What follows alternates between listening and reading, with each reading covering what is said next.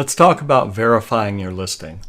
This is a process that you go through whether you've just set up a brand new listing or whether you've selected the choice that says claim this business and you're trying to prove to Google that it is your business. Now, keep in mind this is a hassle, right? But verification does protect you as the business owner. You wouldn't want just anybody to be able to claim your business listing and manage it, and maybe a competitor will do it. Sometimes things like that have happened in the past, and it creates a major headache and sometimes even a business-threatening situation if someone unscrupulous was able to get a hold of your business listing information. And Google will give you this. In this case, it was we're seeing the wrap-up screen from entering a new business listing. But again, the process is going to be similar if you're claiming a business listing. Now, if you haven't verified it yet, and again, this is the case whether it's a new listing or whether you started to claim a listing but didn't complete the process, then every time you go to that listing, Google is going to remind you that you need to verify.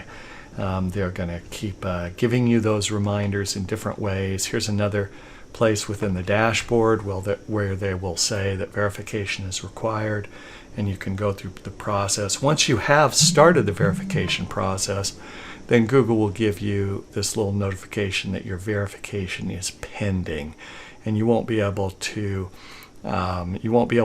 see any of the changes you make to your listing until you actually have had your verification processed by Google. Google will give you a way to verify, and this usually it's not much of a choice. It says choose a way to verify, but sometimes you will see verify by phone, and they will it's really, I've been working with the Google My Business for years. I still haven't determined the rhyme or reason for this, but at times they will give you, say, okay, we'll place a phone call. If that's the case, if they do give you that speeds the process up quite a bit, but it also will not work if you've got a voicemail system on that phone. So you need to make sure that a human being can answer the phone in order to verify the business listing. And in some cases, Google will force the verification postcard, and basically the postcard that they send has a code on it. Once you get the postcard, you go back to your Google My Business listing